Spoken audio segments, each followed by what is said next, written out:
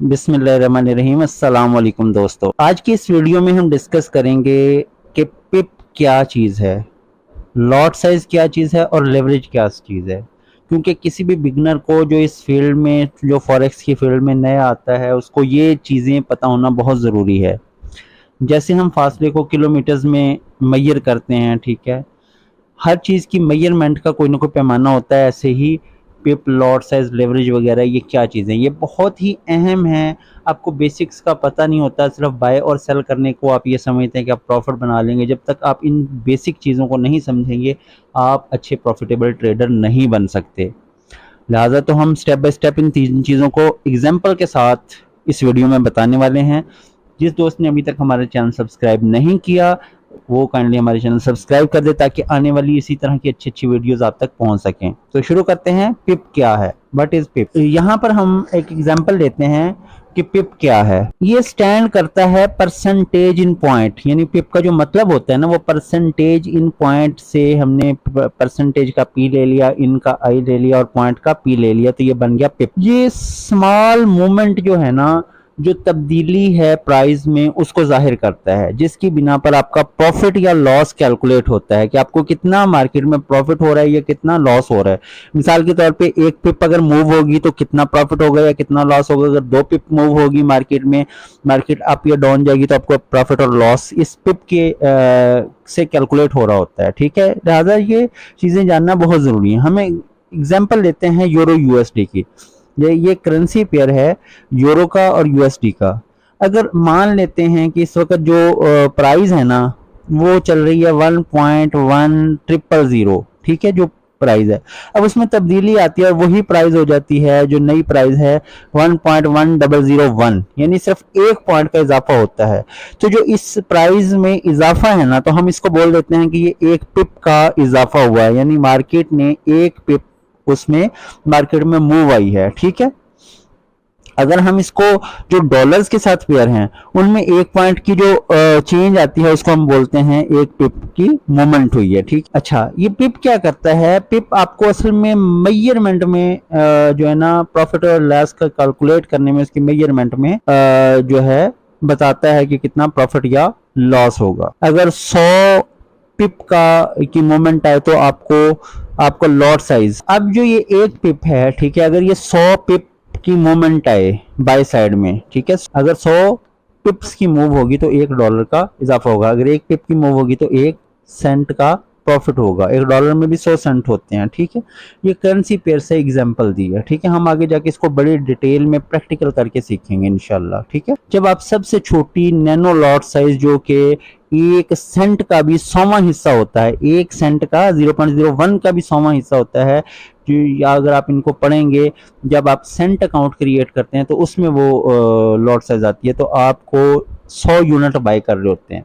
यानी कुछ brokers Saint account भी प्रोवाइड करते हैं, ठीक है, आपको स्टैंडर्ड अकाउंट ही नहीं प्रोवाइड करते, ठीक है। आपको 1 सेंट की, 10 सेंट की, 20 सेंट की या 50 सेंट की या 100 सेंट की लॉट, यानी कि $1 की लॉट ही नहीं बाय करते, बल्कि उससे छोटे अकाउंट्स जो कि सेंट्स में बने होते हैं। यानी आपने $10 डिपॉजिट किए तो $1 में 100 सेंट होते हैं, तो वो 1000 सेंट का अकाउंट बन जाता है, ठीक है। तो ये इसकी एग्जांपल भी मैंने शामिल कर दिया है कि 0.01 से भी छोटी लॉट साइज होती है, जिसको आप नैनो लॉट बोलते हैं। उसमें बेसिकली आप 100 यूनिट्स बाय कर रहे होते हैं, ठीक है। मतलब ये समझ लें कि आपने $100 की परचेजिंग की। मतलब अगर मैं इसको बिस्किट में नहीं समझा रहा, मैं आपको ये यूनिट की अगर आपको समझ नहीं आती, आप ये कह दें कि आपने कितने डॉलर की बाइंग की, ठीक है, बैक एंड पे कितने डॉलर की बाइंग होती है। अगर आप सेंट अकाउंट में सबसे छोटी लॉट साइज इस्तेमाल करते हैं 0.01 सेंट अकाउंट में, तो आप 100 समझ लें कि $100 की आपने बाइंग की। अब आपने तो $1 का भी 100वां हिस्सा ट्रेड किया, लेकिन उसमें $100 की बाइंग हुई। ये लेवरेज की वजह से होता है, ठीक है। जब आप तीनों चीज़ों को समझेंगे और तीनों चीज़ों को आपस में रिलेट करेंगे, तो तब आपको समझ आएगी, ठीक है। अभी आप जस्ट ये समझ लें कि जो सबसे छोटी लॉट साइज है सेंट अकाउंट में, उसमें आपने $100 की बाइंग की। अब उसके बाद है माइक्रो लॉट। मिसाल के तौर पे अगर आपने 0.01 लॉट साइज से ट्रेड की, बाय की या सेल की, तो आपने वहां पे $1000 की परचेजिंग करनी होती है, 1000 यूनिट्स बाय करने होते हैं, ठीक है। अब मैं इसको डॉलर में कन्वर्ट करके वैसे आपको समझाने के लिए बता रहा हूँ।